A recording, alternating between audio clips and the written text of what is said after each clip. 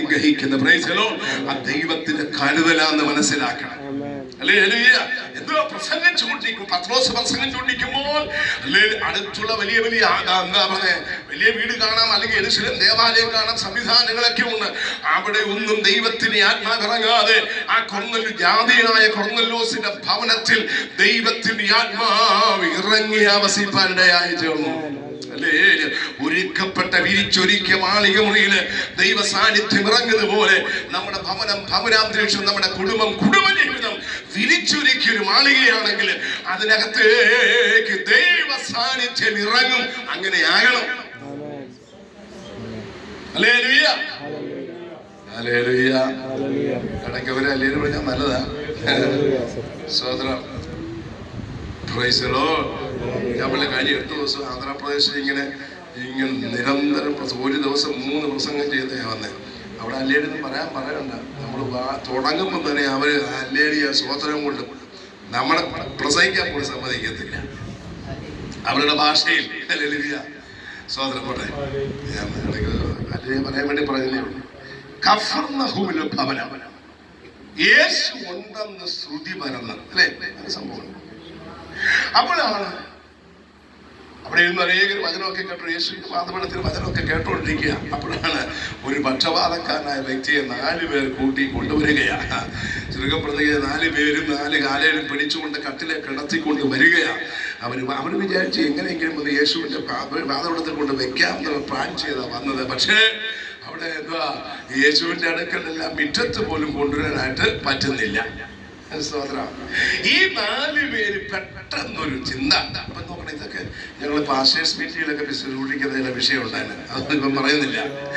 അതിൽ ഒരാൾക്കൊരു ഐഡിയ, നമ്മുടെ ഭാഷ ഒരു വിഷനം ലഭിച്ചു. സോദരം, നമുക്ക് ഏതായാലും ഈ വീട്ടുകാരോടൊന്ന് ചോദിക്കാം, അവരുടെ പെരയുടെ മേൽക്കൂരി ഒന്ന് പൊളിക്കാൻ പറ്റുമോ, തരാമോ ചോദിക്കാം. സോദരം, ഇന്നുള്ളവർ സമ്മതിക്കും. ഇന്ന് ഓലപ്രിയാണെന്ന് പറഞ്ഞാലും ആരും സമ്മതിക്കും. വേണ്ട, അങ്ങനെ വിടുതലൊന്നും. പക്ഷെ ദൈവം തന്നതായി നല്ല മനോഹരമായ ഭവനം, ദൈവം തന്നതാ. സഹോദര, ഞാൻ എൻ്റെ ഈ ഡൽഹിയിലുള്ള സഭകളിലെ വിശ്വാസികളെ പറയാറുണ്ട്. അപ്പം ഈ 1 റൂം സെറ്റിലൊക്കെ ജനതാടെ വീട്ടിലൊക്കെ താമസിച്ചുകൊണ്ടിരിക്കുന്ന സമയത്തൊക്കെ കോട്ടയം വീട്ടുകാർക്ക് വേണം, പക്ഷെ ഞങ്ങളോട് വെച്ചേക്കാൻ പറയും. ആകെ എല്ലാം കിച്ചണും അതെല്ലാം ഒരൊറ്റ റൂമാണ്. എന്നിട്ട് പറയും, പക്ഷേ പ്രാർത്ഥിക്കണം കേട്ടോ, നമുക്ക് അടുത്ത ആഴ്ച 1 റൂം സെറ്റെങ്കിലും ഒരു സ്വന്തമായി മേടിക്കണം. പ്രാർത്ഥിച്ചു. അടുത്ത വർഷം 1 റൂം സെറ്റ് മേടിച്ചു. അതിനകത്തോട്ട് ആളെ പോയി 4 കട്ടിലും മേടിച്ചിട്ട് നീട്ട് കഴിഞ്ഞു. പിന്നെ വീട്ടു പ്രാർത്ഥന. ഇനി എവിടാ എല്ലാവരും പറയും, എൻ്റെ ഭാഷ ഇരിക്കണം സ്ഥലം കട്ടിൽ കിടക്കുന്നതുകൊണ്ട് അവിടെ ഇരിക്കാനായിട്ട് ഒട്ടും ഒരു സൗകര്യമില്ല ഭാഷ. അവിടെ പ്രാർത്ഥിക്കണം, അടുത്ത വർഷങ്ങളിൽ ഞങ്ങൾക്ക് ഒരു 2 റൂം സെറ്റ് വേണം. പാസ്ക്ക് പ്രാർത്ഥിക്കാനിരിക്കാൻ പറ്റുമോ? 2 റൂംസ് ഭാവേ കൊടുക്കണമേ, 2 റൂം സെറ്റ് കൊടുക്കണമേ എന്ന് പ്രാർത്ഥിച്ചുകൊണ്ടിരിക്കുക. അടുത്ത വർഷമായി 2 റൂം സെറ്റുമായി. കോട്ടയം വീട്ടിൽ എങ്ങനെ സഹോദര, ഈ ഭാഷ ആദ്യം മറ്റേതിനകത്ത് കട്ടിൽ കിടക്കുന്നു, ഇപ്പം സോഫ കിടക്കുന്നു, പിന്നെ എന്നാ ഇതൊരു പുതിയ ഇത് എന്തെങ്കിലും. അപ്പൊ ഞാൻ പറഞ്ഞ കാര്യം, നീ അനുവദിച്ചാൽ മതി, കട്ടിലിന്റെ മണ്ട ഞങ്ങൾ വന്നിരുന്നോളാന്ന് പറഞ്ഞു. അവിടെ ഇരുന്ന് പ്രാർത്ഥിച്ചോളാന്ന് പറഞ്ഞു. സഹോദര, ഞാൻ പറഞ്ഞു കാര്യം, ഈ നന്മ കയറി ഇങ്ങോട്ട് വരുന്നതനുസരിച്ച് കർത്താവിനെ തള്ളി ഇങ്ങനെ. അതുകൊണ്ടല്ലേ ബോധിക്കാൻ സമയം ഞാൻ വാതുക്കൾ കർത്താവിനെ പുറത്താക്കി. കർത്താവ്, ഞാൻ വാതുക്കൾ നിന്ന് മുട്ടുകയാ, ആരെങ്കിലും എന്റെ വാതിലൊന്ന് എന്താ എന്റെ ശബ്ദം കേട്ടൊന്ന് വാതിൽ തുറന്നെങ്കില്. നിങ്ങൾ ബൈബിളൊന്നും വായിച്ചിട്ടില്ലേ?